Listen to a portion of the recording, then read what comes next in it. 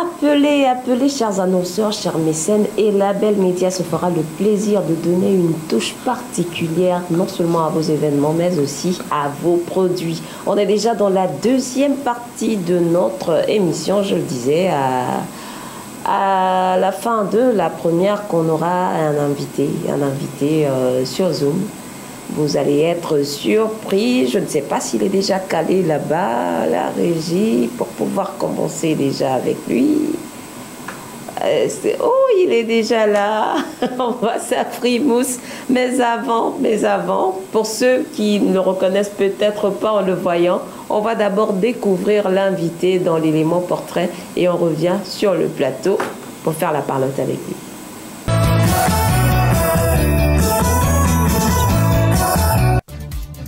Bonsoir, je me présente Ndiaye, Diallo Ndiaye. Donc voilà, je suis venu pour présenter la météo. À Paris. À Paris, il y a tellement de pluie. Il y a beaucoup de vallées. Il y a beaucoup de bails à Toulouse. D'ailleurs, même, je voulais parler de Marseille. Hawa. Molenjailleur sur les réseaux sociaux est Mahmoud Sabraoui à l'état civil. Il est né le 29 décembre 1981 en Côte d'Ivoire, où il fit ses classes et passe la majeure partie de sa vie. Bien qu'il fit quelques séjours dans son pays d'origine, celui qui imite à la perfection les mimiques de Gou Michel ou de Digbe Cravate dit se sentir plus africain et ivoirien qu'autre chose. C'est d'ailleurs dans le pays qu'il a vu naître, qu'il vit et excelle dans le commerce. On reconnaît au peuple ivoirien ce côté très marrant et Mahmoud, né dans le pays de l'enjaillement, n'a pas échappé à cet héritage comique. Oui, il faut le dire, il est marrant, hilarant, bref, il vous ferait rire aux larmes. C'est muni de ce talent qu'il se décide à aller grandir la liste des humoristes du web. Mais Mo a son style à lui et sait donc se démarquer. Le compteur des abonnés sur ses parodies augmente comme les jours passent. Que ça soit sur Facebook, TikTok, Instagram, YouTube, le Libanais le plus ivoirien de la Côte d'Ivoire fait grimper le compteur. Ses abonnés se comptent par milliers. Sa scène de prédilection ne s'arrête pas que sur les réseaux sociaux. Il a déjà été invité physiquement sur plusieurs scènes africaines pour enjailler de plusieurs manières. Car Mo a plus d'une corde à son arc. Il chante et il désire aussi exceller dans le 7e art. Là, c'était son côté court. Côté jardin, Mo est un homme heureux en ménage, qui vient juste de convoler en juste noces. Et quand il n'est pas en train de poster ses vidéos marrantes sur les différents réseaux sociaux, il est en train de roucouler autour de sa superbe femme. Et je sais comment tu m'as dragué. On sait tous comment un homme, il met de son temps, de son énergie, de son argent pour draguer une femme. Et tout ça là, on a du temps à perdre, mon ami. Hervé, on a du temps à perdre. Allez, commence pas. Non, parce que c'est de toi que je veux parler en fait, mais c'est ton nom, je n'arrive pas à dire. Pourquoi tu parles à moi? Je m'en fous. Tu m'en fous. On a du temps à perdre. Tu m'en fous. Tu m'en fous. Oh, oh désolé. En fait, c'était mon sketch préféré qui passait. Alors, on le disait, on est déjà avec notre invité du jour. Il s'agit de Mahmoud Sabraoui, plus connu sous le pseudonyme de Mo l'Enjailleur. Bonjour Mahmoud, ou bien vous préférez qu'on vous appelle Mo l'Enjailleur? Bon, moi c'est pareil, hein. Mahmoud, Mo l'Enjailleur, mais bon, on rentre plus dans le système, quoi. Quand on dit Mo l'Enjailleur, c'est différent, quoi. Donc restons sur Mo, c'est mieux. D'accord. On n'est pas d'accord. On est sur le plateau à deux, je ne suis pas seule. On va essayer de gratter un peu pour que Mo nous sorte un peu ce qui se cache là-bas dans son ventre et qui lui donne autant de talent. Je suis avec Stéphane Cassa. Bonjour. Bonjour, bonjour Stéphane, comment vas-tu? Ça va. Et toi? Ben super, merci. Ah mais cool. Je vais très bien. Ok. Alors, j'aimerais aussi faire, s'il vous plaît, une demande à la régie. Il y a des téléspectateurs qui ont demandé aussi à participer à ce moment avec Mo l'Enjailleur. Si c'est possible, de nous afficher déjà le numéro sur le petit écran. Et puis, j'espère que ces fans sont déjà debout et qu'ils vont réagir. Alors, Mo, on commence par le commencement. D'où vous vient cette passion de la comédie? Honnêtement, depuis tout petit... Tout le monde autour de moi m'appelait, me disait de venir jouer, rigoler, parler, je sais pas quoi. Et puis il y avait toujours une connerie qui sortait pour faire rire tout le monde. Et puis voilà, c'est resté... En fait, je crois que c'est peut-être inné, mais Oui. je l'ai plutôt découvert, bon, il n'y a pas très longtemps, pendant juste le confinement, vous savez, il fallait trouver quelque chose pour s'occuper. Oui. Et donc, je pense que c'est ce qui a fait le déclic. Donc, vous voulez dire que vous êtes sur la scène, disons, digitale seulement depuis le confinement, aussi on peut dire? Depuis le confinement. Depuis mars alors, mars 2020? Depuis mars 2020, c'est ça. Ah 2020. d'accord, mais ça fait pas longtemps, mais pourtant vous avez déjà autant de succès. Vous avez déjà beaucoup de succès apparemment. Bon, c'est vrai que sur les bords, je suis assez méticuleux sur ce que je fais. Donc, je pense que c'est ce qui m'aide à pouvoir atteindre un nombre de fans. Voilà, je pense que c'est ça. Enfin, je crois. Et qu'est-ce qui a déclenché le déclic pour que vous puissiez vous intégrer aussi parmi les comédiens du web? Déjà, comment ça se passe? Ben, ça s'est fait comme ça. Déjà, à la base, quand je me suis connecté sur les réseaux sociaux, c'était juste pour rigoler. Bon, déjà, à la base, on avait Facebook, Instagram et le reste. D'accord. Et puis après, en scrollant, en regardant les vidéos sur Facebook, je voyais TikTok. Je me suis dit, bah, écoute, va télécharge l'application, tu t'ennuies à la maison, allez, on y va. Et puis voilà, je suis allé, puis j'ai essayé 1, 2, 3 vidéos. J'en ai posté 1, 2, et puis au fur et à mesure, les gens commencent à liker, s'abonner. Ça m'a motivé un peu plus à aller vers l'avant. Et j'ai continué sans m'arrêter. Puis voilà. Et les gens like juste comme ça, ou bien c'était d'abord des gens qui étaient abonnés à vous, c'était d'abord des connaissances, des amis, ou bien des... Non, pas du tout. Ah, d'accord. Pas du tout. À la base, je ne savais même pas qu'on pouvait même ajouter des amis. Donc du coup, ça s'est fait. Voilà, c'était des gens qui regardaient les vidéos et puis qui likaient. Et puis au fur et à mesure, ben les abonnés ont commencé à augmenter. Et puis sans même me rendre compte, ben les choses ont été un peu plus sérieuses et je me suis lancé quoi. Oui. Ouais. On va parler maintenant du concept des comédiens du web qui vient juste de faire un peu son entrée et qui est encore un peu nouveau. Est-ce que vous pensez que ce concept a de l'avenir? Bon, en un premier temps, ça dépend d'abord de leurs ambitions. D'accord. Il y a toujours un avenir quand on veut quelque chose vraiment. Et voilà, j'encourage tous ceux qui savent ou qui se disent qu'ils ont du talent de ne pas se laisser aller et de plutôt essayer de persévérer pour arriver à un certain niveau de connaissance. Parce que c'est aussi en pratiquant au fur et à mesure qu'on excelle et qu'on évolue. Ouais. Un concept dans lequel vous arrivez, comme vous le dites, juste pour tuer l'oisiveté. Vu le nombre d'abonnés que vous avez arrivé à avoir aujourd'hui, est-ce que vous pensez que dans cet art-là, quelqu'un peut s'asseoir et vivre de cela comme un artiste physique qui va de scène en scène? Je dirais pas vraiment les choses comme ça. Parce que là, en ce moment, sur les réseaux sociaux, bon, c'est vrai que jusqu'à présent, ils ne sont pas monétisés. Donc, du coup, faire des vidéos à la maison et les poster sur TikTok, par exemple, c'est pas monétisé. Donc, du coup, il n'y a pas d'argent. Mais si le talent, il est plutôt présent et que tu peux te permettre de créer une page, je dirais, YouTube et te faire connaître un peu plus par les réalisateurs et ainsi de suite. Là, ouais, c'est peut-être possible que tu puisses percer dans sur les toiles, sur la toile. D'accord. Mais actuellement, est-ce que vous vivez de votre art? Non, pas vraiment. L'art que je fais, c'est juste pour m'amuser, pour rigoler, pour partager un peu mes fous rires, mes folies, si on veut, entre guillemets, avec les gens qui me suivent. Étant donné que je porte des perruques et tout pour faire rire les gens. Donc voilà, c'est juste pour partager la bonne humeur en fait. Une folie qui a plutôt bien porté, mais quelles sont vos ambitions actuellement, vu que vous êtes déjà connu à l'échelle continentale, je dirais ça ainsi? Parce que j'ai juste essayé de poster votre vidéo, j'étais abasourdie par le nombre de personnes qui ont réagi. Et moi-même, je vous ai découvert par hasard et c'est tout vraiment... je suis tellement étonnée de savoir que ça ne fait pas très longtemps que vous excellez dans cet art-là. Quelles sont vos ambitions? Vous comptez rester sur le web? C'est vrai que vous faites déjà certaines scènes ou continuer, sinon dans quoi? Écoutez, moi, étant donné que j'avais commencé comme ça au départ, c'était juste pour du fun. D'accord. Et que au fur et à mesure, en fait, ça m'a lancé sur d'autres trajets. auquel, en réalité, je ne m'y attendais pas. Et j'ai eu des contacts de plusieurs acteurs, actrices sur la toile ivoirienne qui m'ont contacté.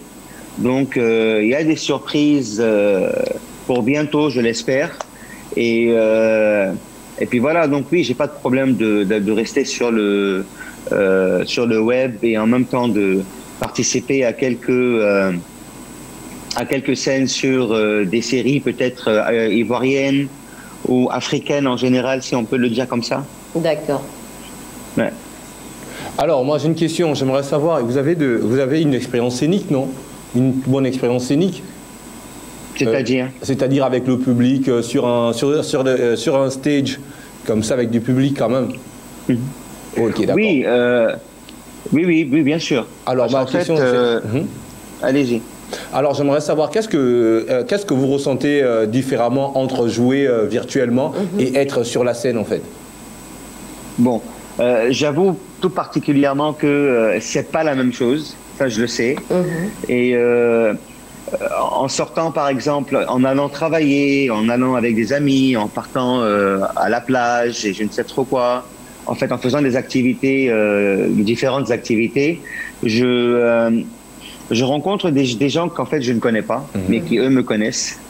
Ça paraît un petit peu bizarre au début. Bon, c'est vrai qu'au départ, c'était un peu compliqué pour moi enfin pas compliqué, c'était assez étrange de me faire arrêter par des gens. Hey, mon lingeailleur, à gauche, à droite et tout. Et bon, moi, je suis un peu timide sur les bords, mais j'avoue que c'est une très belle expérience. Et là, aujourd'hui, c'est bien au contraire un plaisir pour moi de rencontrer des gens dehors qui m'arrêtent soit en voiture, soit dans un restaurant, soit en marchant, soit en allant, je sais pas moi, un peu partout. Tu as des gens de gauche-droite qui me saluent, qui aiment lingeailleur et qui rigolent même sans même me parler dans leur voiture quand ils passent toutes les dents qui sont dehors.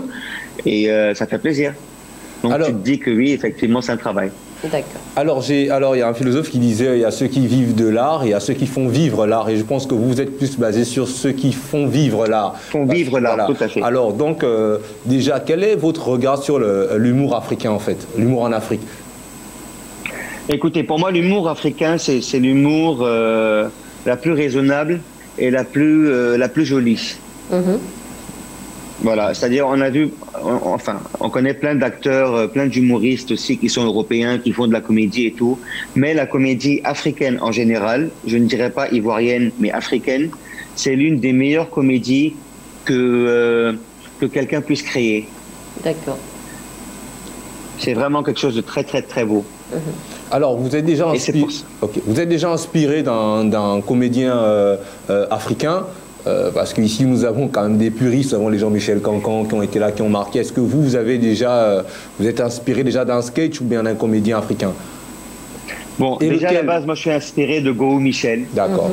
Si on remarque bien, la première vidéo que j'ai fait en duo avec une amie à moi, Mimo, sur TikTok, c'était Go Michel et Clémentine Papoué. Et c'est de par cette vidéo que ces différentes personnes sont rentrées en contact avec moi via Facebook et qui pensaient à la base que j'étais même pas en Côte d'Ivoire. Et donc, Clémentine Papoué qui rentre en contact avec moi, Go Michel qui poste notre vidéo sur sa page, ça fait le buzz en Côte d'Ivoire. C'était vraiment hilarant. Et puis, ça me faisait plaisir. Et puis, j'avais aussi peur à la base. Peur des commentaires, si on veut bien voir. Des commentaires d'autrui, des gens peut-être qui vont mal le prendre, qui vont se dire « Ah non, mais ils sont assez cool, ils sont bons, ils sont forts dans ce qu'ils font, ainsi de suite. » C'est ce qui me faisait peur à la base. Mais sinon, la personne qui, pour moi, est la personne idéale dans la comédie africaine, je dis bien, c'est Go Michel. D'accord. Moi, j'aimerais savoir, j'ai fait un constat, ça c'est un constat assez personnel, j'ai remarqué que vos personnages de prédilection... Allô? Allô? Allô? Allô, bonjour. Bonjour. J'espère que vous... Moi, on va bien, merci. Vous appelez d'où? J'appelle de... Oh là là. On ne vous entend pas bien. Éloignez-vous de la télévision, s'il vous plaît. Donnez-nous votre nom et dites-nous d'où vous appelez. Depuis la France. Depuis l'Afrique du Sud. Allô? Ah, vous appelez depuis la France? Oui, depuis la France. D'accord. Vous voulez parler à Molenjailleur? Oui, j'ai quelques petites questions. D'accord, allez-y. La première, c'est Molenjailleur, bien faire humour. Est-ce qu'il n'a pas peur d'un peu faire comme... Oui, c'est cool. Ouais, on entend très mal, oh là là. Molenjailleur, est-ce qu'il n'a pas peur de faire un peu comme tout le monde? Oh là, on n'arrive pas à bien percevoir votre question. Est-ce que Molenjailleur n'a pas peur? Est-ce que Molenjailleur n'a pas peur de faire comme tout le monde? Telle est la question de la demoiselle. Est-ce que vous n'avez pas peur de sombrer un peu dans la monotonie, un peu tout ce que tout le monde fait et que après vous perdez peut-être l'inspiration? Bon, en fait, j'essaie un peu de comprendre un peu le sens de sa question. Personnellement, je dirais que c'est vrai qu'au départ, j'imitais beaucoup différentes personnes. Mais là, en ce moment, si on remarque un peu plus sur mes vidéos, j'ai commencé à faire mes propres sketchs à moi. D'accord. Et les personnes que j'imite, c'est vraiment des personnes que je trouve très marrants, je dirais. Très, très marrants. Comme la météo, par exemple. Là, ça fait le buzz en ce moment sur les réseaux sociaux. Il y a Marie-Laure qui aussi était au départ la base de l'éclatement de Molenjailleur et Go Michel. Je pense qu'ils sont vraiment, ils sont pas aussi beaucoup que ça. Et déjà à la base, les personnes que j'imite, c'est des personnes que j'imite juste parce que j'aime bien ce qu'ils font. En fait, c'est même pas une histoire d'imiter, c'est une histoire de d'aimer ce qu'ils font tout simplement. Et donc je le reproduis à ma façon. C'est pas que je reproduis à leur façon, c'est-à-dire je copie, non. Certes, je prends la voix de la personne, c'est vrai. Mais c'est mes propres mimes à moi, c'est moi qui les fais, c'est pas une imitation. Je sais pas d'imiter la personne en tant que telle. C'est plutôt d'utiliser la voix de la personne et en faire quelque chose de comique ou de plus marrant si possible. C'est tout. Je ne sais pas si la dame est encore là, si elle veut poser encore une autre question. Maintenant, oui, une autre. Oui, allez-y, madame. C'est vrai qu'on qui embête un peu tout le monde. Donc, du coup,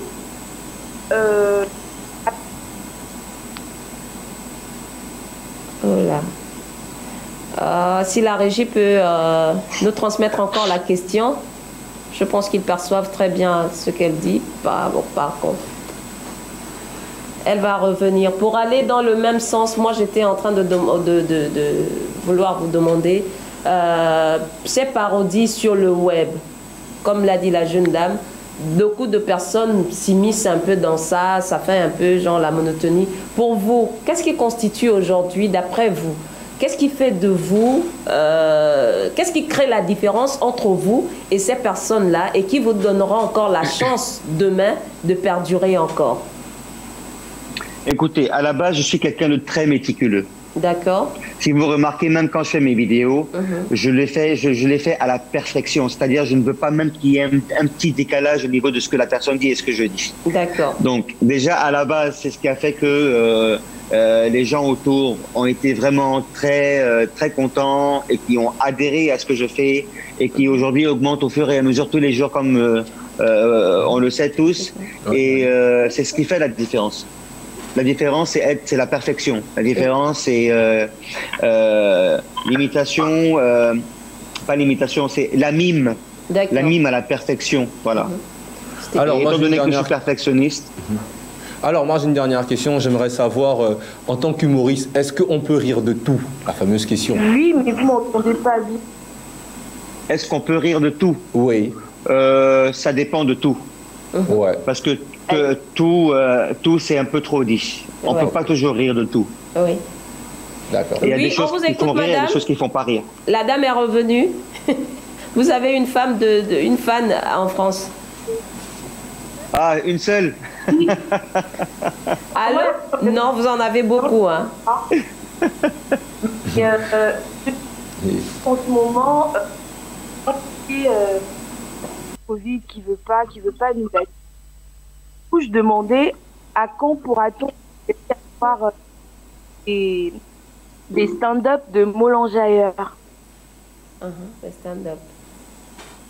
Elle demande quand on pourra profiter un peu des stand-up de Molenjailleur, que Molenjailleur sorte un peu du web et qu'on le voit physiquement. Ben moi c'est mon souhait. D'accord. Et puis en fait, quand on parle de comédie, il y a deux sortes de comédie. Tu as des stand-up qui se font dans des salles de théâtre où on accueille d'autres humoristes pour faire de la comédie. Et il y a d'autres qui sont comédiens et qu'ils font, comment dirais-je, à la télé, dans des séries, dans des films. C'est deux choses différentes. C'est pas, on va pas mélanger les stand-up d'une ou d'un comédien qu'il fait parce qu'il aime être devant le public, à faire des stand-up et de la comédie, et à ceux qui sont plutôt dans d'autres comment je vais expliquer ça, dans un autre monde, si on veut, juste télé. Bon, moi à la base j'ai pas de problème pour les deux. J'ai pas de problème d'être sur des stand-up ou d'être sur des séries et des films. Mais comme on dit, c'est pas moi qui vais le décider, c'est plutôt les réalisateurs, c'est les metteurs en scène, c'est ceux-là qui vont plus ou moins rentrer en contact avec moi. D'accord. Moi, je vais terminer le temps risque de nous faire défaut parce qu'on a encore le sujet débat qui nous attend. Moi, je vais terminer par cette question. Molenjailleur est libanais. Oui. N'est-ce pas? Et mais né en Côte d'Ivoire. Molenjailleur il est arabe. Et nous, on sait que les Arabes sont un peu grincheux. Comment ça se passe dans votre milieu familial qu'on est Ça, c'est un beau sujet. D'abord, à la base, les Libanais ne sont pas des Arabes. Les Libanais, c'est des Phéniciens. Ah, d'accord. Il ne faut pas mélanger les choses. Mais je sais que les Libanais sont aussi grincheux, hein? Comment ça se passe dans votre milieu? J'arrive sur ce côté-là. Ok. À la base, c'était une rectification entre Arabes et Phéniciens. C'est deux mondes différents. D'accord. Donc, écoutez, je ne veux pas me focaliser sur une race quelconque. Oui. Ok. Dans toutes les races, bien évidemment, dans toutes les religions aussi, si je peux me permettre, il y a des bons, il y a des mauvais.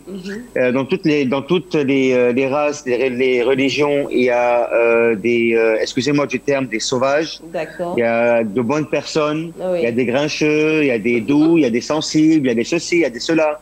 On va pas généraliser, mais je dirais qu'à la base, moi, en tant que Libanais déjà, moi je parle de moi, étant donné que je suis né et que j'ai grandi en Côte d'Ivoire, et que la majorité des gens que je côtoie sont en réalité des Ivoiro-Libanais ou des Ivoiriens, tout simplement, ou des Franco-Ivoiriens, c'est des gens qui ont vécu en Afrique. Donc je disais que ceux qui sont nés et qui ont grandi en Afrique, en général, ont une noblesse ou une gentillesse ou une douceur différente de celle ou de ceux qui viennent des pays voisins.